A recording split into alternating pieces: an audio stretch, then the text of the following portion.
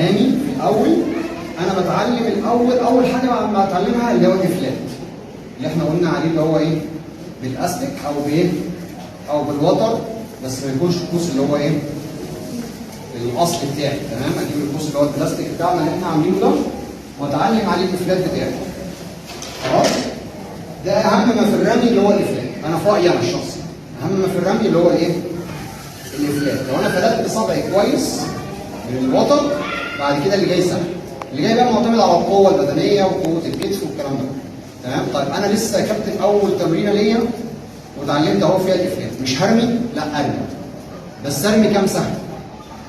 ارمي 4، ارمي 5. تمام؟ كلهم مش هيجوا بالطريقه الصح.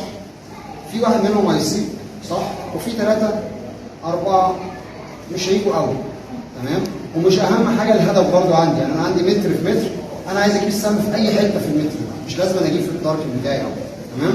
طيب ليه بشد قليل؟ ليه يعني بشد بوتر خفيف او بقوس خفيف وبعدين ارجع اشد بالكتير؟ وليه بشد 3 4 اسهم بس؟ انا راجل ما لعبتش رياضه قبل كده، ولا لعبت جيم ولا لعبت كونغ فو ولا كيك بوكسنج ولا ملاكمه ولا اي حاجه من دي.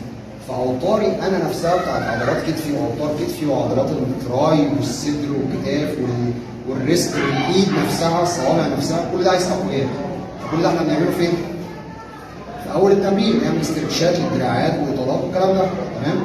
فلسه الجسم ما اخدش عليها، لسه ما اخدش على القوه. يعني ما ينفعش ادخل الجيم او رافع 10 كيلو وانا اساسا قدرتي العضليه ارفع 5 كيلو. وما ينفعش ارفع 5 كيلو وانا قدرتي العضليه 5 كيلو، لا اخد من 2 كيلو الكلام ده لحد ما اوصل ل 5 كيلو دي اجيب بيها كويس.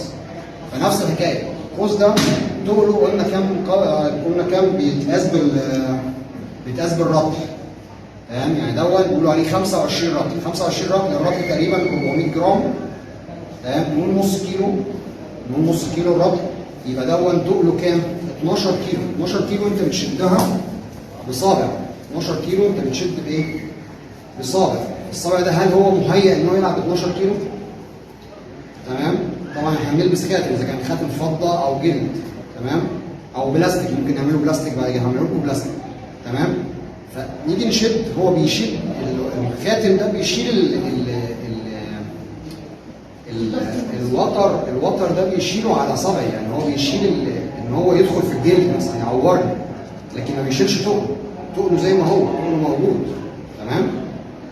ونفس الحكايه السحبه بتاعت كتفي، انا بسحب بكتفي، فهنا كتفي من هنا وكتفي من هنا في العضلات شده. تمام؟ لو رفعت فوق هحمل اكتر، لو نزلت تحت هحمل اكتر. فهنا في النص، فانا هشد هنا كام شده اقدر استحملها النهارده؟ قلنا مثلا النهارده استحملنا 10 شدات. طب المره الجايه هقدر استحمل 10؟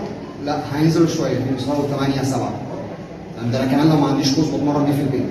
تمام؟ طيب لو عندي قوس بتمرن بيه في البيت يبقى انا كل يوم اعمل 3 رميات او 4 رميات.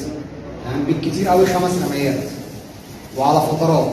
يعني ممكن كده الصبح مثلا او قايم اعمل لي رميتين، واحد اثنين ريح عليهم، اقعد عليهم لحد بعد الظهر مثلا، اعمل بعد الظهر رميتين اريح عليهم شويه. لازم يبقى في استشفاء لايه؟ العضلات بتاعتي انا ترجع لطبيعتها شويه، في مجهود اتعمل زي واحد بيجري في الملعب 10 لفات. تمام؟ ده عايز يريح قد ايه؟ عمره ما لعب رياضه ولا يجري في الملعب 10 لفات. تمام؟ عايز يريح قد ايه عشان يرجع يتمرن تاني؟ اقل حاجه 4 ايام عشان مش متعود. لكن هو لو متعود هو راح يوم تمرين يوم ويوم. طب وصل ازاي يتمرن يوم ويوم، او ازاي يتمرن يومين كل يوم؟ في ناس بتتمرن 3 ايام في اليوم الواحد. المنتخبات بتتمرن 3 ايام 3 مرات في اليوم الواحد. طب وصلت ازاي انا اتمرن 3 مرات في اليوم الواحد؟ اخدتها بالتدريج، يوم في الاسبوع، بعد كده يومين، بعد كده 3 في الاسبوع، بعد كده وصلت ل4 ايام في الاسبوع، بعد كده وصلت ل5 ايام في الاسبوع، بعد كده وصلت ان انا اتمرن 6 ايام في الاسبوع، يوم واحد اعمل فيه الاستشفاء بتاعي. بعد كده وصلت ان اتمرن كل يوم 7 ايام واعمل يوم استشفاء. لا، وصلت ان انا اوصل ل 10 ايام، وصلت ان انا اعمل يوم استشفاء راحه. تمام؟ وصلت بعد كده اتمرن يومين مرتين في اليوم لمده 5 مرات في الاسبوع، وهكذا. التدريب والتكيف ده هو اللي بيحصل في التدريب. تمام؟ النهارده مثلا انا لعبت رميت 3 رميات، هرمي رميه من البعد اللي احنا اساسا بنتمرن عليه، اول مسافه بنتمرن عليها اللي هي ايه؟ 3 متر. انا رميت اول رميه 3 متر. تمام؟ قست نفسي جبتها في قد ايه؟ في الشده بتاعتي جبتها قد ايه؟ يعني انا شديت الوتر ده وقعدت قد ايه شادد وقعدت قد ايه مركز وبعدين قد ايه رميت. تمام؟ انت المفروض اساسا يعني كان في زمان ايام القوس والسهم، يعني ان هو كان سلاح في الجيش وكده، كان العلماء ما يطلعش على المنبر الا لما يضرب عدد اسهم معين في وقت معين. سمعت ان هو تقريبا 10 اسهم في تقريبا 30 ثانيه. تمام؟ هو مش كتير بس لازم يجيبوا بإتقان. فلازم انت الوتر ده انا هشد في قد ايه واركز في قد ايه واشد وافلس في قد ايه، ده وقت عليك. تمام؟ طيب انا عملت كده، طب انت بتقيسه برضه مع نفسك. عملت من 3 متر اقلل المسافه، جيت 2 متر هشد اتفضل. تمام؟ جيت بعد كده جيتها في متر، وده اللي المفروض ان كنا نبدا منه. تمام؟ هشد اعشق واشد اتفضل. تمام؟ ارجع اخد ال 2 متر، ارجع اخد ال 3 متر. تمام؟ واكتب في الجدول بتاعي انا وصلت لحد ايه؟ جبت في النتيجه بتاعتي من متر جبت كام؟ نص 2 متر جبت كام؟ 3 متر جبت كام؟ الجدول ده نعمله المره الجايه، نجيبه لكم المره الجايه. تمام؟ ماشي.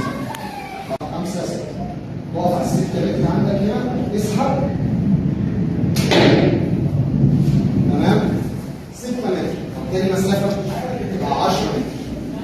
تمام؟ بعد كده 15 متر، بعد كده 20. تمام؟ لحد ممكن توصل ل 100 متر حسب قوه القوس نفسه. يعني كل ما القوس يبقى قوي، يعني ده 25 رطل، في 35 رطل، في 30 رطل، في 35 رطل، في 40 رطل، في 45 رطل. في ناس وصلت انها تعمل قوس 60 رطل. وفي واحد تقريبا في اليميني او حاجه زي كده عمل قوس من البلاستيك عامله 120 رطل، يعني تقله 60 كيلو في ايديه، 60 كيلو بيسحب 60 كيلو ويضرب بيه.